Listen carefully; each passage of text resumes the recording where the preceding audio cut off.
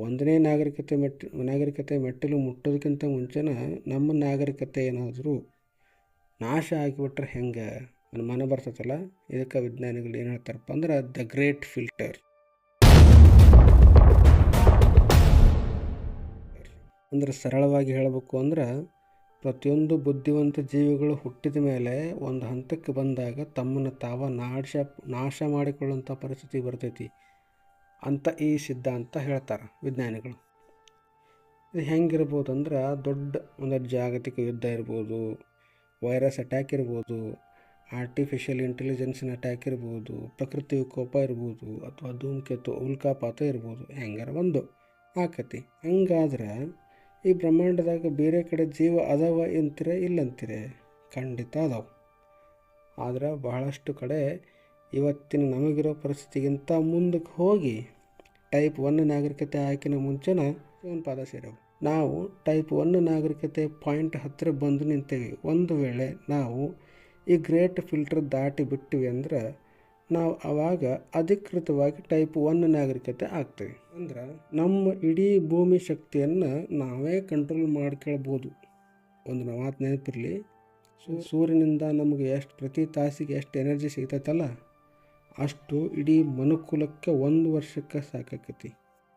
ಆದ್ರೆ ಇವತ್ತು ನಾವು ಅದರಾಗ ಒಂದು ಸಣ್ಣ ಚೂರಷ್ಟ ಬಳಸಾಕತ್ತೇವಿ.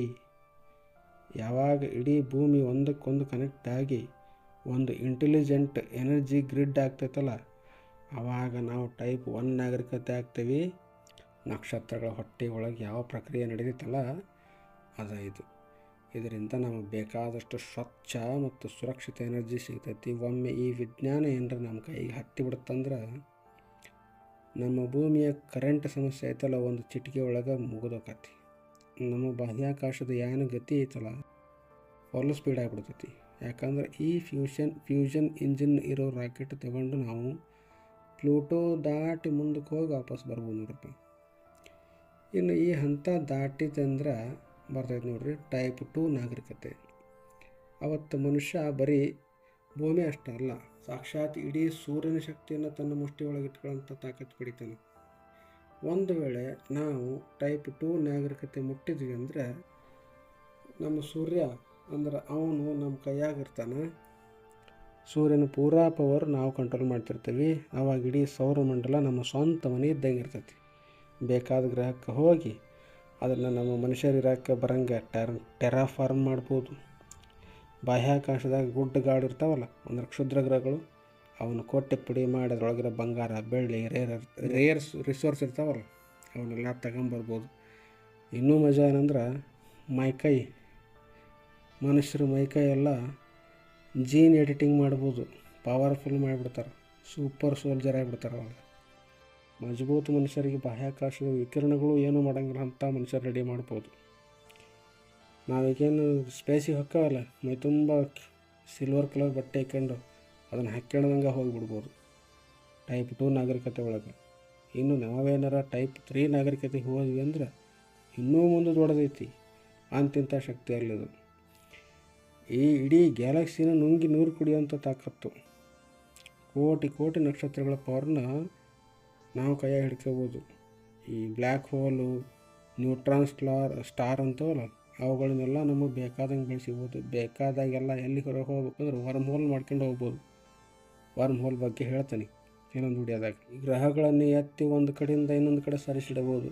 ಹೊಸ ನಕ್ಷತ್ರಗಳನ್ನು ಹುಟ್ಟು ಹಾಕ್ಬೋದು. ಅಂದ್ರೆ ವಿಚಾರ ಮಾಡಿರಿ ಟೈಪ್ 3 ನಾಗರಿಕತೆ ಎಂಥ ಪವರ್ಫುಲ್ ಇರ್ಬೋದು. ಇಷ್ಟೆಲ್ಲ ಆದರೂ ಇನ್ನೂ ಒಂದು ಪ್ರಶ್ನೆ ಉಳಿತದಿಲ್ಲ. ಇಷ್ಟೆಲ್ಲ ಮುಂದೋಗಿಂದ ಅಲ್ಲೆಲ್ಲರ ಜೀವರಾಶಿ ಸಿಗ್ತತೇನು? ಅದಕ್ಕೆ ಇಲ್ಲೈತಿ ನೋಡ್ರಿಪ್ಪ ಉತ್ತರ. Fermi paradox. ಒಂದು ವೇಳೆ ಇಂಥ ಮಂದಿ ಆಕಾಶದಾಗ ಇದ್ದಿದ್ರೆ ನಮಗೆ ಯಾಕೆ ಕಾಣಲಿಲ್ಲ? ಇದನ್ನೇ ಫರ್ಮಿ ಪ್ಯಾರಡಾಕ್ಸ್ ಅಂತಾರೆ. ನಾವಿನ್ನೂ ಆ ಲೆವೆಲ್ ತಲುಪಲಿಕ್ಕೆ ಲಾಯಕ್ ಇಲ್ದಂಗೆ ಇರ್ಬೋದು. ನಾವು ಅವ್ರಿಗೆ ಕಣ್ಣಿಗೆ ಕಾಣ್ತಿಲ್ಲ ಏನು?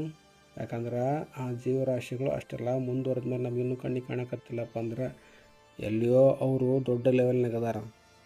ಅವ್ರಿಗೆ ನಮ್ಮ ಸಿಗ್ನಲ್ ಹಿಡಿಯೋದು ಆಸಕ್ತಿ ಇಲ್ದಂಗೆ ಇರ್ಬೋದು, ಅಥವಾ ಅವ್ರ ಸಿಗ್ನಲ್ ನಮಗೆ ಸಿಗದಂಗೆ ಇರ್ಬೋದು, ಅಥವಾ ನಮಗಿಂತ ಸಿಕ್ಕಾಪಟ್ಟೆ ದೂರ ಇರ್ಬೋದು, ಅಥವಾ ಕಾಣದಂಗೆ ಇರ್ಬೋದು ನಮ್ಮ ಕಣ್ಣಿಗೆ. ಅವ್ರು ತಮ್ಮನ್ನು ತಾವು ಮುಚ್ಚಿಟ್ಕೊಳ್ಳೋಕೆ ಬರೋವಂಥ ಟೆಕ್ನಾಲಜಿ ಕಂಡು ಹಿಡ್ಕೊಂಡಿರ್ಬೋದು. ಏನಂತೀರಿ? ಯಾವತ್ತರ ವಿಚಾರ ಮಾಡಿರೇನು ಯಾರ ಒಬ್ಬರು ಇಡೀ ಗ್ಯಾಲಕ್ಸಿನ ತಮ್ಮ ಬೆರಳ ತುದಿ ಒಳಗೆ ಕುಣಿಸೋ ಹಂಗಿದ್ರೆ ಹೆಂಗಿರ್ತಿತ್ತು? ಒಂದು ಹೊಸ ಬ್ರಹ್ಮಾಂಡ ಸೃಷ್ಟಿ ಮಾಡೋದು, ಟೈಮನ್ನ ಹಿಂದಕ್ಕೆ ಮುಂದಕ್ಕೆ ಮಾಡೋಂಥದ್ದು ಅಂಥ ಬುದ್ಧಿಮಟ್ಟ ಇರ್ಬೋದು. ಕಾರ್ಡಶೇವನ್ ಸ್ಕೇಲ್ ಒಳಗೆ ಮೊದಲು 3 ಹಂತ: ಟೈಪ್ 1, ಟೈಪ್ 2, ಟೈಪ್ 3. ಬರೀ ಕರೆಂಟಿನ ಶಕ್ತಿ ಮತ್ತು ಟೆಕ್ನಾಲಜಿ ಬಗ್ಗೆ ಮಾತಾಡ್ತಾವೆ. ಈಗ ನಾ ಹೇಳೋದೇನಪ್ಪ ಅಂದ್ರೆ, ಗ್ರಹ, ಸೂರ್ಯ ಅಥವಾ ಇಡೀ ಗ್ಯಾಲಕ್ಸಿ ಎಷ್ಟು ಶಕ್ತಿ ತಗೋತಾರ ಅನ್ನೋದ್ರ ಮೇಲೆ ಅವನ್ನ ಅಳಿತಾರ. ಆದ್ರೆ ಟೈಪ್ 4ರಿಂದ ಟೈಪ್ 7 ನಾಗರಿಕತೆ ಐತಲ್ಲ, ಅಲ್ಲಿಗೆ ವಿಜ್ಞಾನ ಮತ್ತು ಆಧ್ಯಾತ್ಮ ಎರಡೂ ಕೂಡ್ತಾವಲ್ಲೇ. ಅಲ್ಲೇ ಭೌತಶಾಸ್ತ್ರ ಅಷ್ಟೇ ಅಲ್ಲ, ಮನುಷ್ಯನ ಪ್ರಜ್ಞೆನೂ ಕೂಡ ಸೇರ್ಕೊಂತತಿ. ಇವರ ಶಕ್ತಿ ನೋಡಿದ್ರೆ ನಾವಂತೂ ಇವರಿಗೆ ದೇವರು ಅನ್ನದಂಗೆ ಇರೋಕ್ಕಾಗೋದಿಲ್ಲ. ಅವ್ರಿಗಿಂತ ಕಡಿಮೆ ಇವ್ರೇನಿರೋದಿಲ್ಲ.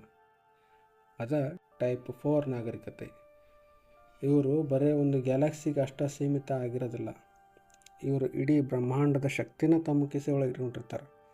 ಇವತ್ತು ಡಾರ್ಕ್ ಎನರ್ಜಿ ಅಂತ ಕರಿತೇವಲ್ಲ, ಅದು ನಮಗೆಲ್ಲ ದೊಡ್ಡ ಮಿಸ್ಟ್ರಿ ಇದ್ದಂಗೆ. ಆದರೆ ಇವರಿಗೆ ದಿನ ಬಳಸೋ ಬ್ಯಾಟ್ರಿ ಇದ್ದಂಗೆ.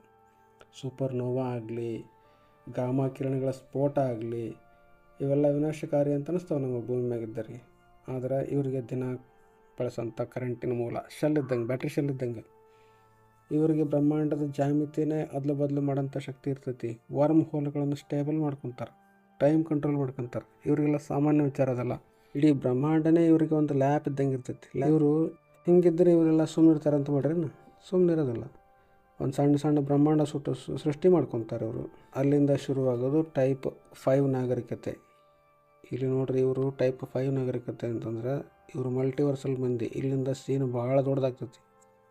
ನಮಗೆ ಬ್ರಹ್ಮಾಂಡ ಅಂದ್ರೆ ದೊಡ್ಡದು ಅನಿಸ್ತೈತಿ, ಆದರೆ ಇವರಿಗೆ ಇದು ದೊಡ್ಡ ಸಮುದ್ರದೊಳಗಿನ ಒಂದು ಹನಿ ಇದ್ದಂಗೆ. ಈ ಮಲ್ಟಿವರ್ಸ್ನ ಪ್ರತಿಯೊಂದು ಬ್ರಹ್ಮಾಂಡದೊಳಗೂ ಫಿಸಿಕ್ಸಿನ ರೂಲ್ಸೇ ಬೇರೆ ಬೇರೆ ಇರ್ತವೆ. ಒಂದು ಕಡೆ ಗುರುತ್ವಾಕರ್ಷಣೆ ಶಕ್ತಿ ಜಾಸ್ತಿ ಇರ್ಬೋದು, ಕಡಿಮೆ ಇರ್ಬೋದು. ಒಂದು ಕಡೆ ಬೆಳಕಿನ ಕಿರಣಗಳೇ ಇಲ್ದಂಗೆ ಇರ್ಬೋದು. ಟೈಪ್ 5 ನಾಗರಿಕತೆ ಜೀವಿಗಳು ಒಂದು ಬ್ರಹ್ಮಾಂಡದಿಂದ ಇನ್ನೊಂದು ಬ್ರಹ್ಮಾಂಡಕ್ಕೆ ಅಡ್ಡಾಡೋದು ಹೆಂಗೆ ಅಂದ್ರೆ, ಲ್ಯಾಪ್ಟಾಪ್ನೊಳಗೆ ಒಂದು ಫೈಲ್ ಮುಚ್ಚಿ ಇನ್ನೊಂದು ಫೈಲ್ ಹೊಕ್ಕವಲ್ಲ, ಹಂಗೆ ಇವರಿಗೆ ರಿಯಾಲಿಟಿ ಅನ್ನೋದು ಒಂದು ಕಂಪ್ಯೂಟರ್ ಸಾಫ್ಟ್ವೇರ್ ಇದ್ದಂಗೆ. ಚೇಂಜ್ ಮಾಡ್ಕೊಂಬಿಡ್ಬೋದು ಯಾವಾಗ ಬೇಕು ಅವಾಗ. ಟೈಪ್ 6 ಮತ್ತು ಟೈಪ್ 7 ನಾಗರಿಕತೆಗಳು ಹೆಂಗಿರ್ತಾವೆ, ಅವರು ದೇವರ ಸ್ಥಾನಕ್ಕೆ ಹೆಂಗೆ ಏರ್ತಾರೆ ಅನ್ನೋದನ್ನು ಮಸ್ತಾಗಿ ಹೇಳ್ತೀನಿ. ಇನ್ನು ಈ ಟೈಪ್ 6 ನಾಗರಿಕತೆ ಮಂದಿ ಒಂದು ಬ್ರಹ್ಮಾಂಡದೊಳಗೆ ಹೋಗಿ ಇನ್ನೊಂದು ಬ್ರಹ್ಮಾಂಡದಾಗ ಹೊರಗೆ ಬರ್ತಾರೆ. ನಮಗೆ ದೇವರು, ಶಕ್ತಿ, ನಿಯಮ ಅಂತೆಲ್ಲ ಏನಿದಾವಲ್ಲ, ಅವೆಲ್ಲ ಇವ್ರ ಕೈಯಾಗ ಬರೇ ಒಂದು ಆಟದ ಸಾಮಾನು ಇದ್ದಂಗೆ. ನಮ್ಮ ಬ್ರಹ್ಮಾಂಡ ಒಂದು ಸಿಮ್ ಕಾರ್ಡ್ ಇದ್ದಂಗೆ ಅನಿಸತ್ತಿಲ್ಲ? ನೀವು ಕೇಳಿದ ಪ್ರಶ್ನೆ ಕರೆಕ್ಟ್ ಐತಿ. ನಾವೇನು ಈ ಜಗತ್ತು ಅಂದ್ಕೊಂಡೇವಲ್ಲ, ಇದು ಅವ್ರ ಕೈಯಾಗ ಬರೀ ಒಂದು ಸಿಮ್ ಕಾರ್ಡ್ ಇದ್ದಂಗೆ. ನಿಕ್ ಬೋಸ್ಟ್ರೋಮ್ ಅನ್ನೋಂಥ ವಿಜ್ಞಾನಿ ಹೇಳ್ತಾನೆ, ಕಂಪ್ಯೂಟರ್ ಪವರ್ ಹೆಚ್ಚಾದ ಹಂಗೆ ಇವರು ಲಕ್ಷಾಂತರ ಕೋಟಿ ಸುಳ್ಳು ಪ್ರಪಂಚಗಳನ್ನು ಸೃಷ್ಟಿ ಮಾಡ್ಕೊಂಬಿಡ್ತಾರೆ. ಅದರೊಳಗೆ ಒಂದೊಂದು ಸ್ಕ್ರಿಪ್ಟ್ ಒಂದೊಂದು ರೂಲ್ಸು ಬೇರೆ ಬೇರೆನೇ ಇರ್ತಾವೆ. ಬಹುಶಃ ನಾವು ನಮ್ಮ ಜಗತ್ತು ಸಹಿತ ಯಾರೋ ಬರೆದಿರೋಂಥ ಒಂದು ಡಿಜಿಟಲ್ ಕೋಡ್ ಇರಬಹುದು. ನಮ್ಮ ಭಾವನೆಗಳು ಕೂಡ ಆ ಕೋಡಿನ ಒಂದು ಪ್ರೋಗ್ರಾಮದ ಭಾಗ ಇರ್ಬೋದು. Type 6 cosmic operating system. ಈ ಟೈಪ್ 6 ನಾಗರಿಕತೆ ಮಂದಿ ಅಂದ್ರೆ ಹೆಂಗೆ ಗೊತ್ತಾನೆ? ಇವರು ಬ್ರಹ್ಮಾಂಡದ ಹೊರಗೆ ನಿಂತ್ಕೊಂಡು ಎಲ್ಲವನ್ನೂ ನಡೆಸುವಂಥ ಆಪ್ರೇಟರ್ಗಳಿದ್ದಂಗೆ. ಟೈಮ್ ರಿವೈಂಡ್ ಮಾಡೋದು, ಫಾರ್ವರ್ಡ್ ಮಾಡೋದು, ಇವರಿಗೆಲ್ಲ ಚಾ ಕೊಡೋದಂಗೆ. ಇವ್ರಿಗೆ ಯಾವುದೇ ಆಕಾರ ಇರೋಂಗಿಲ್ಲ, ಇವರು ಯಾವುದೇ ಆಕಾರದಾಗ ಬರೋಂಗಿಲ್ಲ. ಬರೀ ಶುದ್ಧ ಪ್ರಜ್ಞೆ ಆಗಿರ್ತಾರೆ ಅಷ್ಟೇ ಇವರು ರಿಯಾಲಿಟಿಯ ಮೂಲ ಸೋರ್ಸ್. ಇದ್ರ ಮೇಲೆ ಇನ್ನೊಂದೈತಿ ಟೈಪ್ 6 ಮೇಲೆ ಒಂದು ನಾಗರಿಕತೆ ಐತಿ, ಟೈಪ್ 7 ನಾಗರಿಕತೆ. ಇಲ್ಲಿ ಹೋದ ಮೇಲೆ ಬಾಡಿ ಇಲ್ಲ, ಟೈಮ್ ಇಲ್ಲ, ದಿಕ್ಕಿಲ್ಲ, ದಶೆ ಇಲ್ಲ. ಇವರು ಬ್ರಹ್ಮಾಂಡದ ಒಳಗೂ ಇಲ್ಲ, ಹೊರಗೂ ಇಲ್ಲ. ಯಾಕಂದ್ರೆ ಬ್ರಹ್ಮಾಂಡ ಅನ್ನೋ ಪದಕ್ಕೆ ಅರ್ಥನೇ ಇಲ್ಲದಂಥ ಸ್ಥಿತಿ ಅದು. ಟೈಪ್ 4 ಬ್ರಹ್ಮಾಂಡ ಗೆದ್ದರು. ಟೈಪ್ 5 ಮಲ್ಟಿವರ್ಸ್ನ ಆಡಿಸೋವಂಥರು. ಟೈಪ್ 6 ರಿಯಾಲಿಟಿ ಬರೆದಂಥ ಕೋಡ್ ಬರೆದವರು. ಟೈಪ್ 7 ಐತಲ್ಲ, ಇವರು ಇಡೀ ಜಗತ್ತು ಹುಟ್ಟೋಕ್ಕೆ ಮುಂಚೆ ಇದ್ದಂಥವ್ರು ಮತ್ತು ಜಗತ್ತು ಹುಟ್ಟೋಕ್ಕೆ ಕಾರಣ ಆಗಿರೋಂಥ ಒಂದು ನಿಶ್ಶಬ್ದ ಶಾಂತತೆ ಐತಲ್ಲ, ಅದು ಟೈಪ್ 7 ನಾಗರಿಕತೆ. ಇಷ್ಟೆಲ್ಲ ದೊಡ್ಡ ಶಕ್ತಿಗಳಿದ್ದಾಗ ನಾವೇನಾರ ಅವ್ರನ್ನ ಭೇಟಿ ಮಾಡೋಕ್ಕೆ ಅಥವಾ ಅರ್ಥ ಮಾಡ್ಕೊಳಕ್ಕೆ ಸಾಧ್ಯ ಐತೇನ್ರಿ? ಇದು ಒಂಥರ ಇರುವೆ ಹೋಗಿ ಆಕಾಶವನ್ನು ಅಳೆಯಾಕೆ ಹೋದಂಗೆ. ನಾವು ಅವ್ರ ಕೈಯಿಂದ ರಚನೆ ಆಗಿರೋಂಥ ಒಂದು ಭ್ರಮೆಯಾಗಿದ್ದರೂ ಸಹಿತ ಆ ಭ್ರಮೆಯಲ್ಲೇ ಒಂದು ಅದ್ಭುತ ಜೀವನ ಜೀವನದ ಹುಡುಕಾಟ ನಡೆಸಾಕತ್ತೇವೆ. ಒಂದು ವೇಳೆ ಟೈಪ್ 7 ನಾಗರಿಕತೆ ಅಂತಾರಲ್ಲ, ಅಂಥ ಅತಿ ಸುಧಾರಿತ ನಾಗರಿಕತೆ ಏನಾದರೂ ಬ್ರಹ್ಮಾಂಡದೊಳಗೆ ಇತ್ತಂದ್ರೆ ಅದರ ಶಕ್ತಿ ಹೆಂಗಿರ್ತೈತೆ ಅಂದ್ರೆ, ಈ ಕಾಲ, ಜಾಗ, ಡಿಮೆನ್ಷನ್ನು, ನಾವು ಓದಿದ ಭೌತಶಾಸ್ತ್ರದ ನಿಯಮಗಳು ಎಲ್ಲವನ್ನು ದಾಟಿ ಮುಂದಿರ್ತಾರೆ. ಈಗ ಪ್ರಶ್ನೆ ಏನಪ್ಪ ಅಂತಂದ್ರೆ, ಹಂಗಿದ್ರು ಅವ್ರು ನಮಗೆ ಯಾಕೆ ಕಾಣಿಸಂಗಿಲ್ಲ? ಅದಕ್ಕೆ ಉತ್ತರ ಬಹಳ ಸರಳ ಐತಿ. ಅದಕ್ಕೆ ನಮ್ಮ ಕಾಸ್ಮಿಕ್ ಕುರುಡತನನ ಕಾರಣ. ಅಂದ್ರೆ ಬ್ರಹ್ಮಾಂಡನ ನೋಡಾಕ ನಮಗಿರೋ ಮಿತಿಗಳು. ಭೌತಶಾಸ್ತ್ರದ ನಿಯಮಗಳ ಪ್ರಕಾರ ಕಾಸಲ್ ಡಿಸ್ಕನೆಕ್ಟೆಡ್ ಝೋನ್ಸ್ ಅಂತಾರಲ್ಲ, ಅಂದ್ರೆ ಅಲ್ಲಿಂದ ನಮಗೆ ಯಾವ ಮಾಹಿತಿನೂ ಬರಂಗಿಲ್ಲ. ವಿಚಾರ ಮಾಡಿರಿ, ಯಾವುದೋ ನಾಗರಿಕತೆ ತನ್ನನ್ನು ತಾನು ಬ್ಲ್ಯಾಕ್ ಹೋಲ್ ಅಂದ್ರೆ ಕಪ್ಪು ಕುಳಿಯ ಇವೆಂಟ್ ಹಾರಿಜನ್ ಹಿಂದೆ ಇಟ್ಕೊಂಡಿದ್ರೆ ಅಲ್ಲಿಂದ ಬೆಳಕು ಬರಂಗಿಲ್ಲ, ಸಿಗ್ನಲ್ ಬರಂಗಿಲ್ಲ. ಅವ್ರು ನಮಗೆ ಯಾವತ್ತೂ ಅದೃಶ್ಯವಾಗಿ ಉಳಿತಾರೆ. ಅವ್ರು ಏನಾರ 5-6 ಆಯಾಮಗಳು, 5-6 ಡಿಮೆನ್ಷನ್ ಒಳಗಿದ್ರಂತೂ ನಾವು ಅವ್ರನ್ನ ನೋಡೋಕೆ ಸಾಧ್ಯನೇ ಇಲ್ಲ.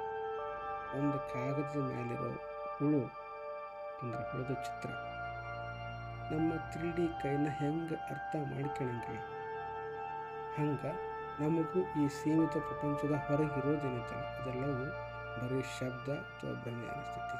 ನಮ್ಮ ಟೆಕ್ನಾಲಜಿ ಏನೂ ಸಾಲಂಗಿಲ್ಲ ಅದಕ್ಕೆ. ಇವತ್ತು ನಾವು ಏಲಿಯನ್ಸ್ನ ಹುಡುಕಾಕ ರೇಡಿಯೋ ವೇವ್ಸು, ಇನ್ಫ್ರಾರೆಡ್ ಅಂತ ಏನೇನೋ ಹಳೆ ಕಾಲದ ಮೆಥಡ್ ಬಳಸಕತ್ತೀವಿ. ಅದ್ರ ವಿಚಾರ ಮಾಡಿ, ಒಂದು ನಾಗರಿಕತೆ 0 ವೇಸ್ಟೇಜ್ ಮಾಡ್ತಿದ್ರೆ, ಯಾವುದೇ ಹೀಟ್ ಇಲ್ಲ, ವಿಕಿರಣ ಇಲ್ಲ ಅಂದ್ರೆ ನಮ್ಮ ಟೆಲಿಸ್ಕೋಪ್ಗಳು ಅವನ್ನು ಬರೀ ಒಂದು ಹಳೆ ಕಲ್ಲು ಅಂತ ಬಿಟ್ಟುಬಿಡ್ತಾವೆ. ಬ್ಯಾಕ್ಟೀರಿಯಾಗಳಿಗೆ ಇಂಟರ್ನೆಟ್ ಬಗ್ಗೆ ತಿಳಿಯಂಗಿಲ್ಲೋ ಹಂಗೆ ನಮ್ಮ ತಲೆಗೂ ಈ ಸುಧಾರಿತ ನಾಗರಿಕತೆಯ ಸಿಗ್ನಲ್ಗಳು ಅರ್ಥ ಆಗಂಗಿಲ್ಲ. ನಾವು ನ್ಯೂಟ್ರಿನೋಗಳನ್ನು ಹಿಡಿಯೋಕ್ಕಾಗಂಗಿಲ್ಲ. ಡಾರ್ಕ್ ಮ್ಯಾಟ್ರ್ ಅಂದ್ರೇನು ಗೊತ್ತಿಲ್ಲ. ಇಷ್ಟೆಲ್ಲ ಸೀಮಿತ ಜ್ಞಾನ ಇಟ್ಟುಕೊಂಡು ನಾವು ಅವರನ್ನು ಹುಡುಕ್ತೇವೆ ಅಂದರೆ ಹೆಂಗ್ರಿ? ನಾವಿರೋದು ಸಿಮ್ಯುಲೇಷನ್ ಒಳಗೆ. ಇನ್ನೊಂದು ಭಯಾನಕ ವಿಚಾರ ಅಂದ್ರೆ, ನಾವಿರೋ ಈ ಬ್ರಹ್ಮಾಂಡನೇ ಯಾವುದೋ ಒಂದು ಟೈಪ್ 5 ಅಥವಾ ಟೈಪ್ 6 ನಾಗರಿಕತೆ ರೆಡಿ ಮಾಡಿಟ್ಟಿರೋ ಒಂದು ಡಿಜಿಟಲ್ ಗೇಮ್ ಇದ್ದಂಗೆ. ವಿಡಿಯೋ ಗೇಮ್ ಒಳಗಿರೋ ಕ್ಯಾರೆಕ್ಟರ್ಗೆ ಆ ಗೇಮ್ ಮಾಡಿರೋ ಕಂಪ್ಯೂಟರ್ ಬಗ್ಗೆ ಹೆಂಗೆ ತಿಳಿಯೋದಿಲ್ಲೋ, ನಮಗೂ ನಮ್ಮ ಅಸಲಿ ವಾಸ್ತುಶಿಲ್ಪ ಮಾಡೋಂಥ ಇಂಜಿನಿಯರ್ ಬಗ್ಗೆ ತಿಳಿಯಂಗಿಲ್ಲ. ಬೇಕಿ ಬ್ಯಾಂಗ್ ಯಾಕಾಯ್ತು, ಅದನ್ನು ಯಾರು ಮಾಡಿದ್ದು ಅನ್ನೋದು ನಮಗೆ ಇವತ್ತಿಗೂ ಗೊತ್ತಿಲ್ಲ. ಬಹುಶಃ ಅವ್ರು ನಮ್ಮನ್ನು ಕಾಂಟ್ಯಾಕ್ಟ್ ಮಾಡೋಕ್ಕೆ ನಾವ ಇನ್ನೂ ಲಾಯಕ್ಕಿಲ್ಲ ಅಂತ ಅಂದ್ಕೊಂಡಿರ್ಬೋದು. ದೇವರಂದ್ರೆ ಇವರೇ ಇರ್ಬೋದು. ನಮ್ಮ ಧರ್ಮಗಳ ಒಳಗೆ ನಾವು ಯಾರನ್ನು ದೇವರು ಅಂತ ಕರಿತೇವಲ್ಲ, ಅವ್ರು ನಿಜವಾಗ್ಲೂ ಇಂಥ ಟೈಪ್ 6, 7 ನಾಗರಿಕತೆಯ ಏಲಿಯನ್ಸ್ ಆಗಿರ್ಬೋದು. ಅವ್ರ ಶಕ್ತಿ ನಮಗೆ ಪವಾಡದಂಗೆ ಕಾಣ್ತಿರ್ಬೋದೇನು? ನಿಮಗೇನು ಅನಿಸ್ತೈತಿ? ಈ ವಿಚಾರದ ಬಗ್ಗೆ ನಿಮ್ಮ ಅಭಿಪ್ರಾಯ ಕೆಳಗೆ ಕಮೆಂಟ್ ಮಾಡಿರಿ. ವಿಡಿಯೋ ಲೈಕ್ ಆದರೆ ಲೈಕ್ ಮಾಡಿರಿ, ನಿಮ್ಮ ಗೆಳೆಯರ ಜೊತೆ ಶೇರ್ ಮಾಡ್ಕೊರಿ. ಚಾನಲ್ಗೆ ಹೊಸಬರಿದ್ರೆ ಸಬ್ಸ್ಕ್ರೈಬ್ ಮಾಡೋದು ಮರಿಬೇಡ್ರಿ. ಜೈ ಹಿಂದ್, ಜೈ ಕರ್ನಾಟಕ.